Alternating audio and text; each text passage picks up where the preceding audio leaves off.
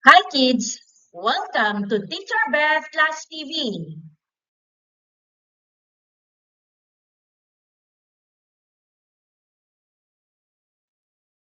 Makabansawan Summative Test Reviewer Part 1 para sa Term 1. Narito ang mga aralin.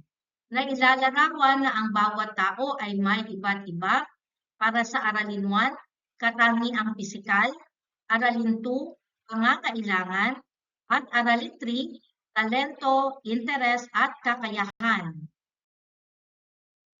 Pilipino ako at kaya kong ilarawan ang aking anyo. Ito ay para sa katangiang pisikal.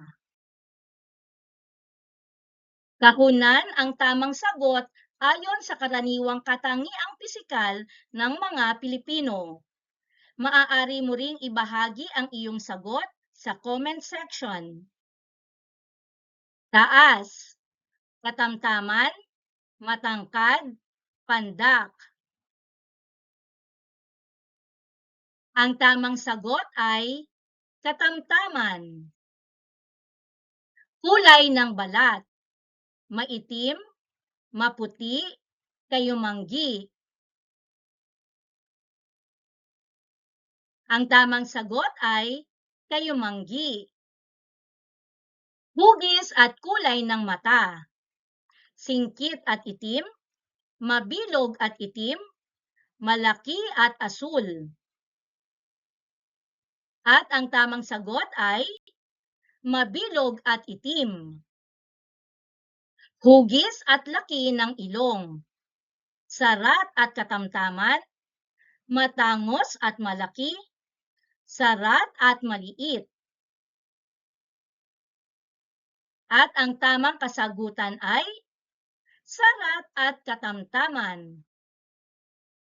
Kulay at uri ng buhok: pula at kulot, itim at tuwid, dilaw at tuwid.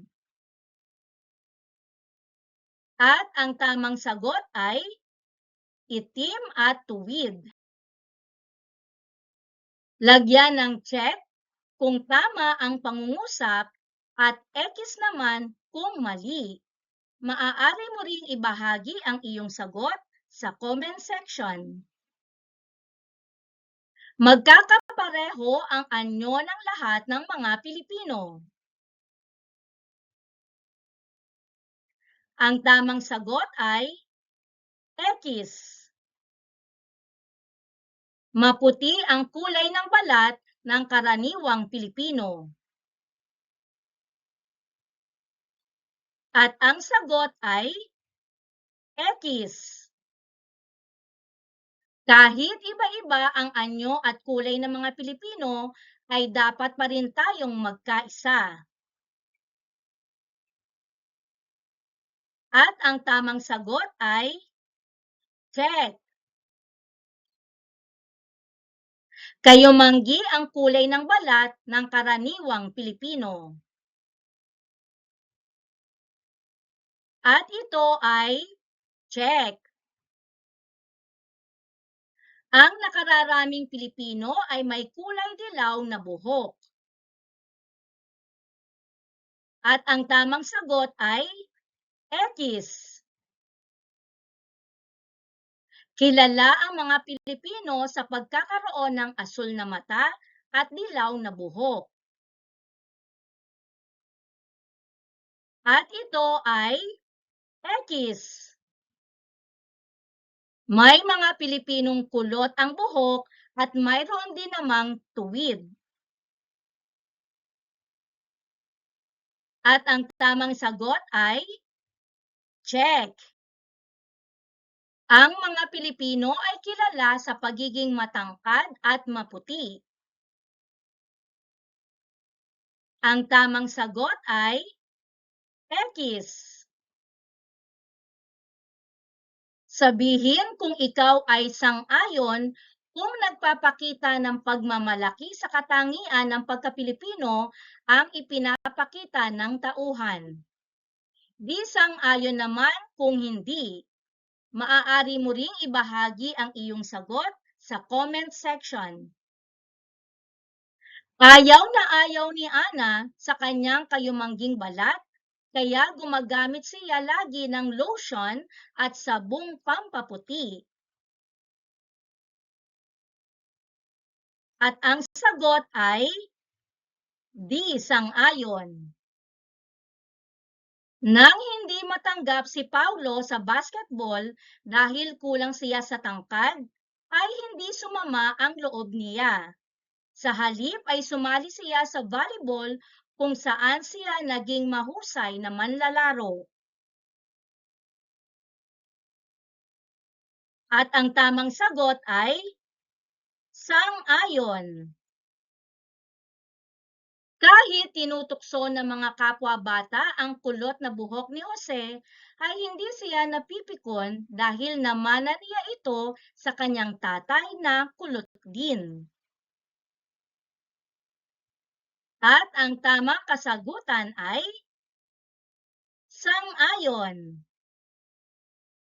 Masaya si Jana kahit sarat at katamtaman ang kanyang ilong dahil bagay ito sa hugis ng kanyang mukha.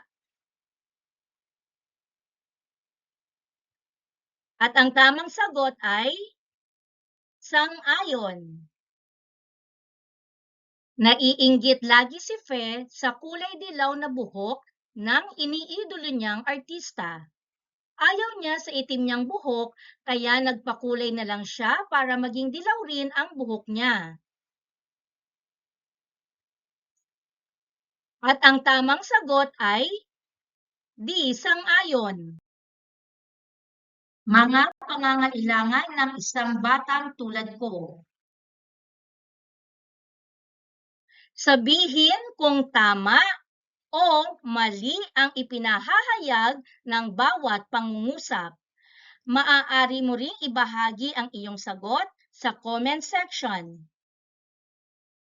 Mahalagang gawing laging malinis ang ating tirahan. Ang tamang sagot ay tama. Mahalaga ang pagkain ng tama para lumusog at lumakas ang ating katawan. Ang tamang kasagutan ay tama. Makabubuti sa kalusugan ng isang bata ang laging pagkain ng candy at chips. Ang tamang sagot ay mali. Kasama rin sa pangangailangan ng isang bata ang magkaroon ng mga gamit pampaaralan. At ang tamang sagot ay tama. Magkaroon ng pagkakataong makapag-aral at matuto ang isang batang tulad mo. At ang tamang kasagutan ay tama. Makasasama sa kalusugan ng isang bata ang pagkain ng mga gulay at prutas.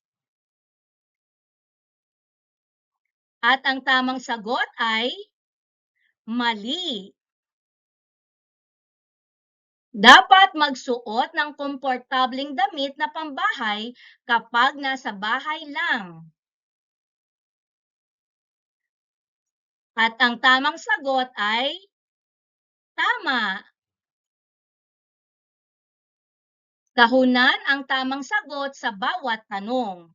Maaari mo ring ibahagi ang iyong sagot sa comment section.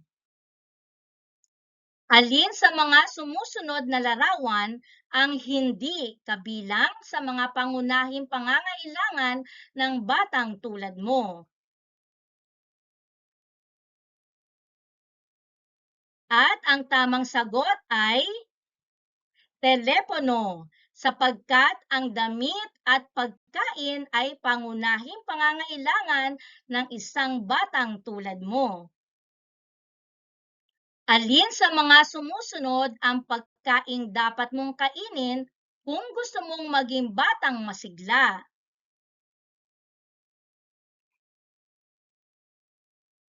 At ang tamang pagkain ay mga prutas at gulay.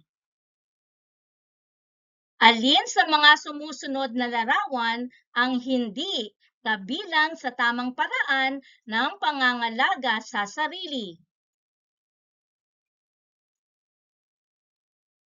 At ang tamang kasagutan ay hindi makabubuti sa batang katulad mo ang pagkain ng mga chips or chichirya. Alin sa mga sumusunod na larawan ang dapat mong suotin sa panahon ng tag-ulan? At ang tamang sagot ay ang kapote. Alin sa mga sumusunod na larawan ang dapat mong suotin sa panahon ng tag-init?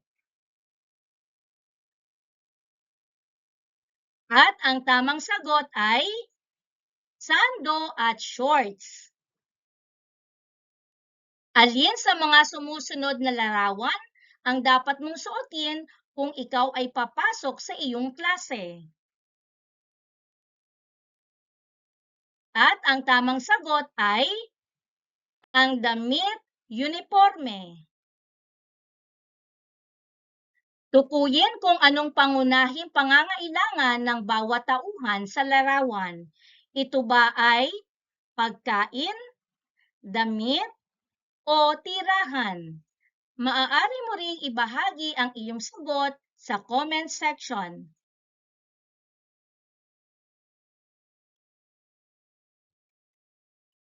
Ang tauhan sa larawan ay nangangailangan ng pagkain.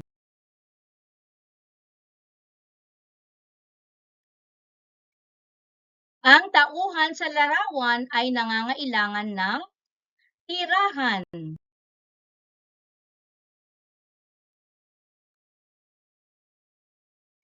Ang bata sa larawan ay nagpapakita ng pagkagutom, kaya siya ay nangangailangan ng pagkain.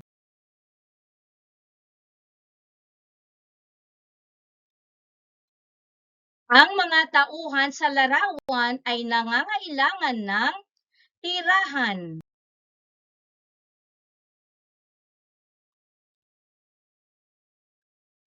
Ang mga bata sa larawan ay nangangailangan ng damit. Suriing mabuti ang mga sitwasyon. Ikahon ang tamang larawan na angkop sa pangangailangan ng bawat sitwasyon. Maaari mo ring isulat ang iyong sagot sa comment section. Sa kalye, naglalatag ng karton at natutulog ang batang si Juan. Ang tamang sagot ay tirahan. Naghahalongkat ng makakain sa basurahan ang magkapatid na Ana at Marie. Ang tamang sagot ay pagkain. Butas-butas ang suot ni Lay. Wala kasi silang pambili ng bagong damit. At ang tamang sagot ay damit. Gutom na gutom ang batang si Lester.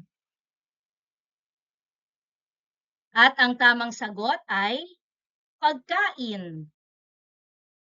Sa ilalim ng tulay nakatira ang batang si Rowena. Ang tamang sagot ay tirahan.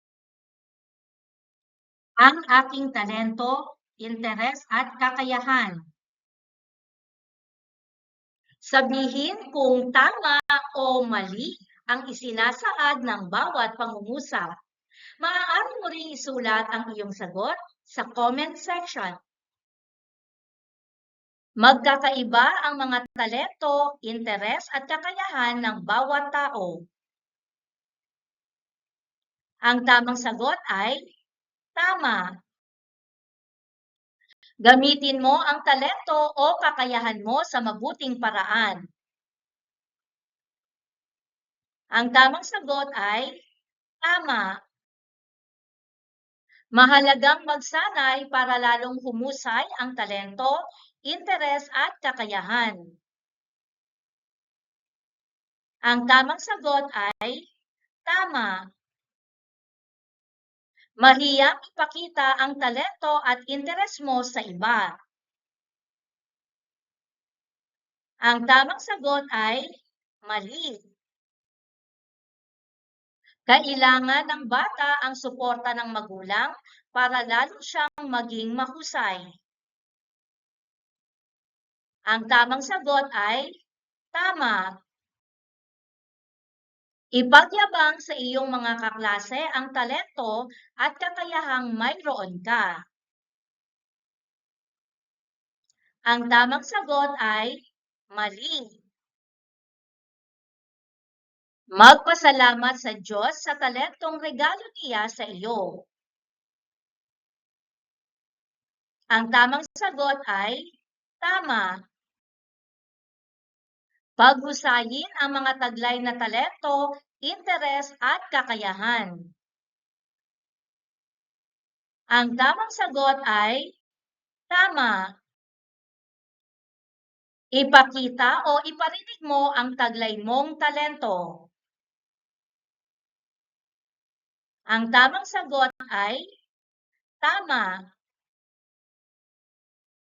Suriin ang mga sitwasyon at larawan. Tukuyin ang talento o interes na ipinakikita. Ito ba ay talento o interes sa sining, sports, malikhaing pagsulat o pagsasayaw, musika at sining ng pagganap? Maaari mo ring isulat ang iyong sagot sa comment section. Marami ang humahanga sa pagsayaw ni Lance at Lay. Ang tamang sagot ay talento o interes sa pagsasayaw, musika at sining ng pagganap. Kapag walang pasok ay gumuguhit ng magagandang bagay si Angel.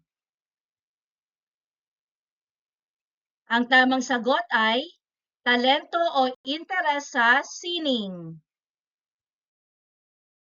Nanalo ng unang gantimpala ang tulang isinulat ni Jose. Ang tamang sagot ay talento o interes sa malikhaing pagsulat. Varsity player si Lance sa kanilang paaralan dahil sa galing niyang mag-basketball. Ang tamang sagot ay talento o interes sa sports. Isa si Rowena sa mga aawit para sa selebrasyon ng Buwan ng Wika.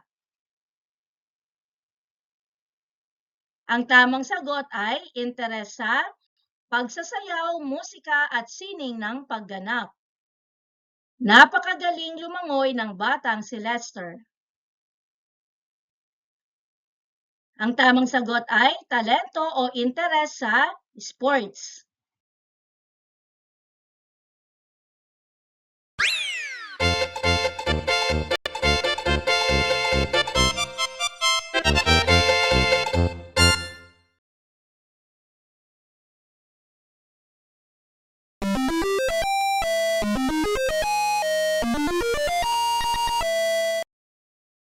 Thank you for joining me. Let's learn, play, and grow together. Teacher Beth Class TV. Subscribe, like, and share. Thank you.